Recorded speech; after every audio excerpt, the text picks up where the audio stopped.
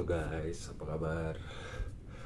Akhirnya setelah sekian lama gue upload video lagi di channel ini. Pertama, disclaimer, ini adalah video raw yang mana gak akan gue edit, gak akan gue apa-apain, gak akan gue potong.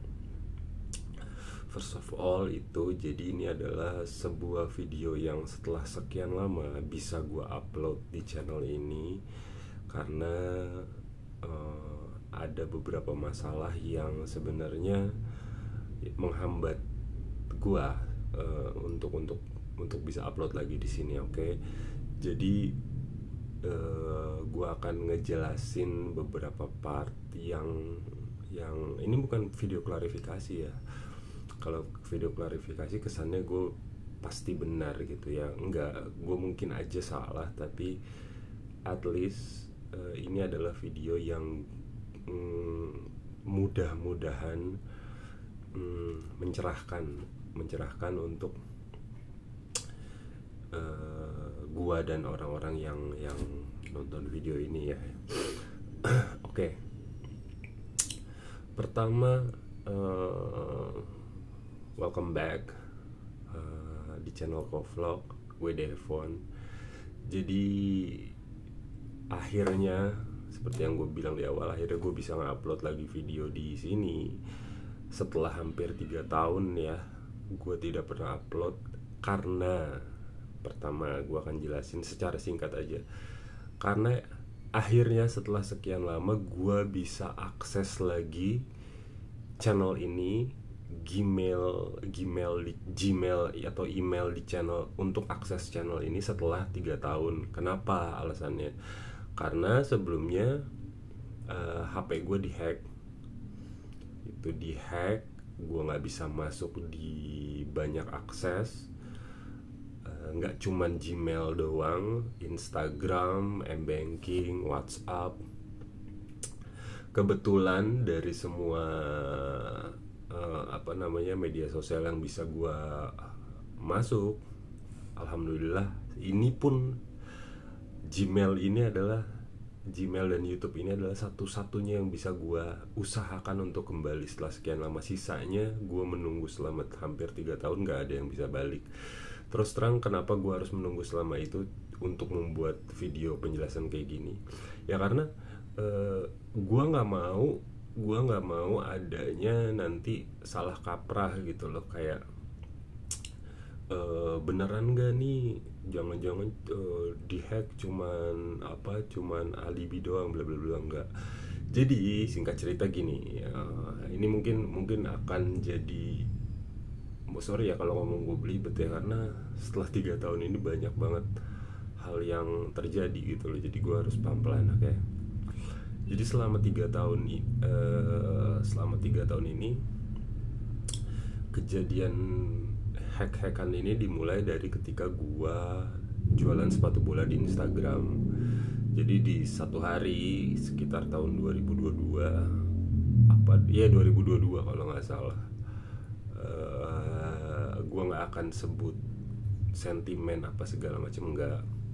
Jadi di satu hari ada DM masuk di Instagram gue yang dulu. Kemudian linknya gue pencet.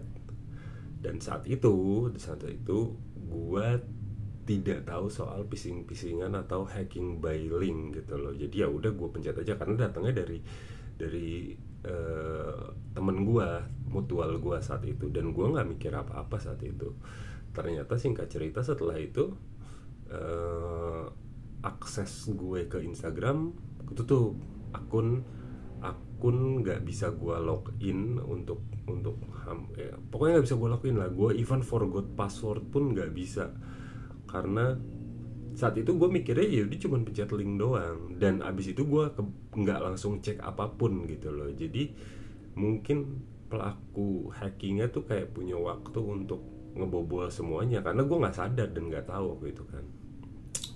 Baru setelah itu gue nggak bisa login, gue nanya lah ke beberapa temen, lu mencet link nggak ya? Gue bilang iya, gue mencet link gini. Oke. Jadi gue akhirnya mengetahui saat itu pertama akses IG doang, yang apa namanya, yang nggak bisa gue masukin. Gue mikirnya saat itu ya udahlah, IG doang ini ntar mungkin bisa bikin lagi, intinya gitu. Dan gue bodohnya saat itu karena awam ya, gue tidak langsung mengganti akses aplikasi gue yang lain seperti Twitter, seperti Gmail, seperti M-Banking atau payment segala macam, nggak gue ganti karena gue pikir ya udah IG doang. Ternyata selang kejadian berapa lama gitu, mungkin nggak lama lah, mungkin 5 seminggu, apa namanya, M-Banking gue jebol. Jadi tiba-tiba saldo kosong, nggak cuman M-Banking doang, GoPay apa segala macam. Dan puncaknya adalah WhatsApp tuh nggak bisa diakses sama sekali. Oke. Nah dari situ gue mulai panik segala macam. Akhirnya dari situ gue ganti semua nomor, gue ganti WhatsApp segala macam, bla bla bla bla. Karena saat itu fokus gue adalah, karena HP gue cuma satu gitu, jadi fokus gue ya udah nyelamatin yang bisa diselamatin aja, gini. Gue nggak mikir efek apalagi. Gue pikirnya kan saat itu ya udah dihack. Gue nggak mikir data gue diambil lah, gue nggak mikir apa segala macam. Yang penting gue mikirnya oh ya udah nggak bisa diakses aja. Jadi gue mikirnya cuman kayak ya udah diganti juga beres gitu. Ternyata hacker atau hacking yang bisa masuk ke akses sistem handphone kita, dia bisa melakukan phishing. Artinya ketika kita tahu kita dihack, harusnya kita langsung confirm ke orang-orang atau bikin pengumuman kalau kita dihack. Nah ini enggak, gua langsung aja nggak ngebuang nomor gua yang lama. Kemudian gua bodohnya lagi, oke, satu lagi, M-Banking gue nggak gue apa-apain tuh waktu itu. Jadi gue belum lapor bank segala macam. Jadi gue pikir oh ya udahlah, mikirnya masih positif ya, dasar goblok banget orang Indonesia. Gue pikirnya ya udahlah, duitnya kesedot gini doang, gue mikirnya gitu. Jadi gue nggak langsung laporan ke bank gini. Taunya ketika abis gue ganti HP itu bla bla bla bla, dan kemudian gue sempat bikin IG baru dan berjalan lancar sih waktu itu. Gue pikir masalah udah beres di situ kan. Rupanya ada beberapa chat grup atau chat mutual di DM IG yang bilang katanya ada yang ngechat dia dan minjem duit atas nama gue dan ke rekening yang lama. Padahal gue udah nggak pakai WhatsApp nomor yang lama gitu loh. Nomor gue jualan dulu gitu loh, itu udah nggak pernah gue pakai sama sekali. Nah itu kan aneh. Nah beberapa sialnya lagi, beberapa temen udah kadung ngirimin duit gitu loh. Nah yang jadi masalah adalah dengan sistem gue jualan terutama ya, jadi ngaruhnya banyak banget, bukan cuman di phishing minjem duit doang. Jadi gue tuh adalah mantan seller sepatu bola second thrifting yang karena nggak ada modal jualannya jadi pakai sistem pre-order. Oke. Nah jadi ada beberapa customer yang minta dicariin sepatu bola dari luar, gue cariin dengan sistem bayar DP segala macam bla bla bla bla bla bla. Tapi gue ketika melakukan sistem itu selalu confirm by phone, maksudnya selalu nelpon. Sama kayak gue gue nggak memungkiri atau nggak mau jadi munafik kalau gue ya butuh duit dan pernah, nggak sedikit malah pernah minjem duit sama orang. Iya betul, di zaman susah segala macam bla bla bla bla. Tapi ketika gue minjem uang, gue tuh selalu confirm by phone, telepon segala macam. Telepon sih terutama biar memastikan, apalagi setelah kejadian phishing itu ya, karena ada banyak temen gue yang laporan katanya dipinjam duitnya mengatasnamakan gue, padahal itu bukan gue, masuk ke rekening gue dan duitnya sama sekali nggak gue terima bahkan gitu loh. Dan balik lagi ke kejadian pre-order itu, dan ternyata selain phishing minjem duit ada lagi Jadi gue tuh selalu pakai format ya, kalau misalnya nawar-nawarin dagangan tuh gue udah ada formatnya gitu, format template-nya lah. Nah, eh, ada beberapa customer yang bahkan gue nggak kenal nanyain sepatu bola ke gue, bang, gue udah transfer ke lu, sepatu bolanya kok belum dikirim. Padahal gue kenal sama orang itu enggak, ngobrol nggak pernah. Mungkin ada beberapa yang pernah ngobrol, tapi dia ngerasa dia udah transfer duit untuk nitip sepatu bola, sedangkan gue nggak tahu sama sekali. Nah, dari situ gue baru kayaknya semua sistem gue udah kena itu loh, udah kena phishing. Nah, dari situ gue akhirnya mulai ngelaporin akun BCA gue, akun rekening gue untuk ditutup sekalian. Jadi udah nggak gue pakai tuh. Nah, singkat cerita kayak gitu ya. Udah dari situ gue nggak bisa ngapa-ngapain gitu. Dan itu tidak terjadi di gue doang saat itu ya. Banyak teman-teman seller yang mengalami kejadian serupa dengan gue, sama persis akunnya dihack terus dipinjemin duit atas nama orang, bla bla bla bla.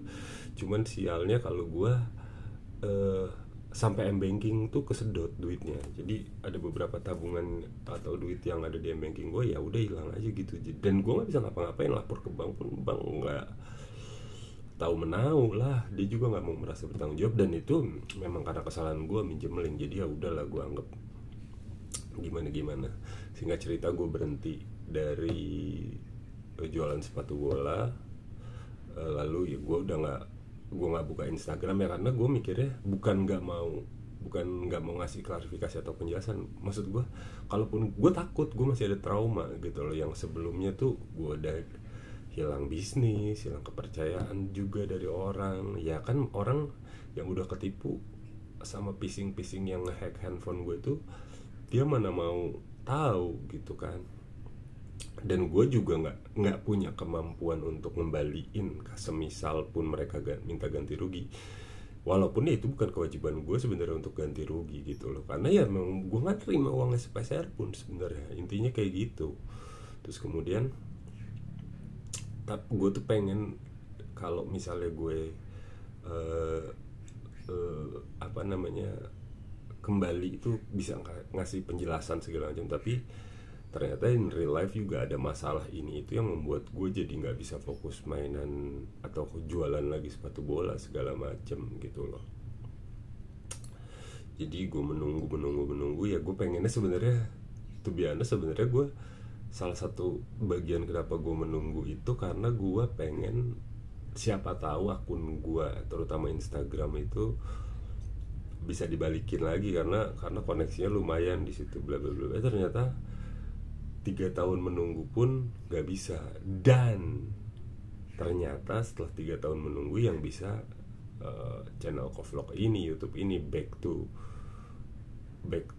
kepemilikan lagi ke gua gitu loh. Setelah apply appeal sana sini, Instagram benar-benar udah mati segala macam.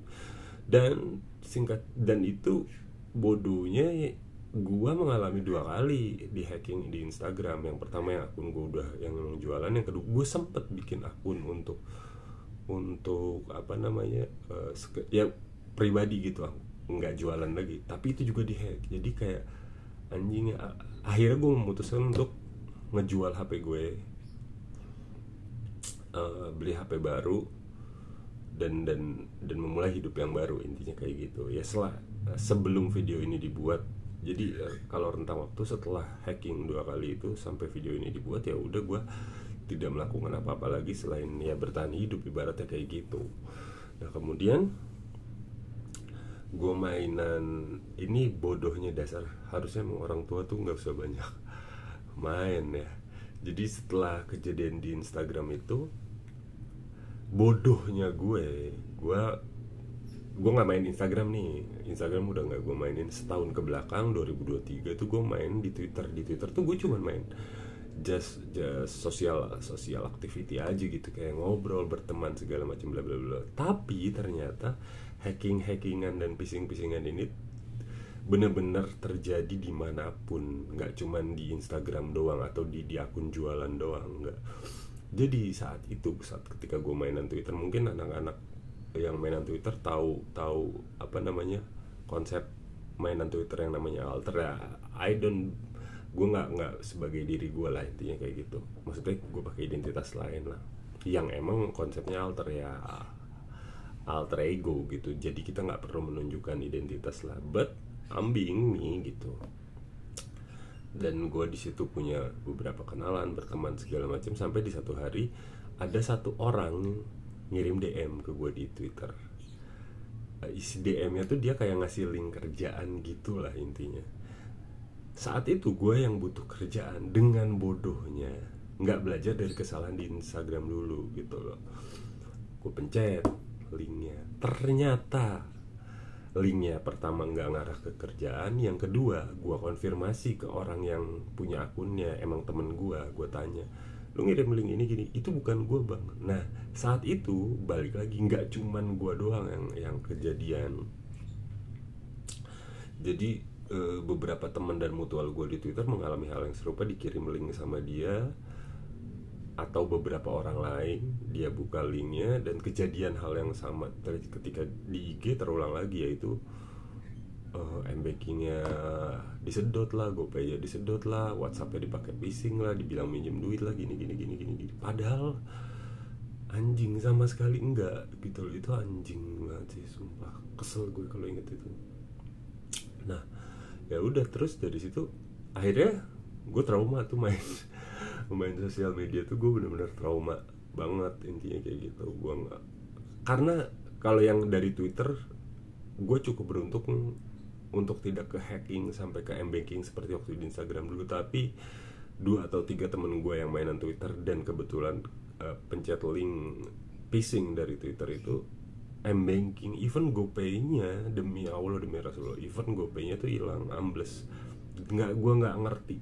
Mungkin teman-teman yang orang IT bisa ngejelasin, tapi gue pribadi nggak ngerti gimana caranya secara sistemik, secara cyber tuh orang mencet link tuh bisa kena hacking, terus data dirinya dipakai buat phishing. Dari situ gue belajar, oh pantesan ya data nasional aja bisa kehack dan digunain macem-macem buat kayak pinjol segala macam bla bla bla bla. So it is what it is. Kejadian akhirnya. Dari situ gue benar-benar trauma banget untuk nggak buka sosial media. Gue nggak mainin Instagram, nggak mainin Twitter karena trauma gitu loh. Jadi gue dari kejadian Twitter tuh gue ganti lagi WhatsApp gue, ganti lagi handphone gue, rapihin lagi semua akun. Dan secara kebetulan dan ya nggak tahu lah, after apply sekian lama, akhirnya Gmail gue ini bisa diakses lagi, sehingga gue bisa akses akun Kovlog lagi, kurang lebih kayak gitu. Jadi ya itu penjelasan kenapa selama hampir 3 tahun ini gue nggak ada di sosial media, ya karena dangerous, berbahaya. Dan karena ada beberapa orang yang lapor cerita kalau mereka di phishing atas nama gue lah. Gue bilang sekali lagi, gue ulangin, gue tidak munafik. Gue pernah dan gak sekali 2 kali memang pinjem duit sama orang atau meminta bantuan orang gitu loh. Tapi gue selalu confirm by phone minimal or video call ketika minjem, ya karena berangkat dari pengalaman itu. Jadi barangkali siapapun atau ada teman-teman yang nonton video ini, kemudian dia adalah bagian dari orang-orang yang pernah dipinjem duit sama gue terus ngirim, atau mungkin pakai sistem gue nawarin barang, nawarin sepatu dulu gitu, pre-order segala macam atau apa segala macam, tapi tidak pernah gue telepon atau perbincangan atau transaksinya atau proses peminjamannya tidak pernah gue telepon balik, ya mohon maaf, itu pasti phishing sih. Itu udah jelas banget. Dan gue nggak mau, gue sebenarnya kasihan dan sedih gitu loh. Tapi keadaan gue saat ini ya, saat dibuat videonya ini, gue pun dalam kondisi yang tidak baik-baik saja secara finansial dan pekerjaan, belum lah at least. Tapi barangkali setelah video ini dibuat, lalu keadaan ekonomi gue membaik, mungkin nanti siapapun yang pernah kena phishing atas nama yang pakai akun atau mengatasnamakan gue, even toh bukan gue, mungkin gue bisa bantu untuk kembaliin uangnya. Tapi dengan catatan ketika kondisi ekonomi gue udah better ya. Tapi kalau sekarang banget percuma juga gitu loh, gue nggak bisa bantu apa-apa ke kalian. Dan kurang lebihnya kenapa gue ngerasa pengen nolong walaupun itu bukan kewajiban gue ya sebenarnya, karena itu ada andil kesalahan gue juga. Kenapa mencet link sembarangan gitu loh, intinya kayak gitu. Jadi gue minta maaf, dan ya itulah yang bisa gue jelasin. Maaf kalau penuturannya agak-agak berantakan ya, karena setelah sekian lama gak pernah ada di kamera juga gitu kan. Kurang lebih kayak gitu. Terus apa ya, dan beware banget, hati-hati banget guys sama phishing dan hacking dari internet tuh. Hati-hati banget untuk mencet link dari orang lain yang dikirim ke kita. Dari orang yang kita kenal aja bisa kejadian loh. Itu ternyata dia juga di-hacking orang, terus dia ngirimin link supaya bisa nge-hacking kita, padahal dia juga nggak tahu teman kita ini kalau dia ngirimin link itu gue ngalamin sendiri gitu loh. Jadi hati-hati banget. At least confirm dulu ke orangnya by phone sih, apa benar lo ngirimin ini gini. Itu jauh lebih aman sih sebenarnya. Pokoknya jangan asal mencet link sembarangan.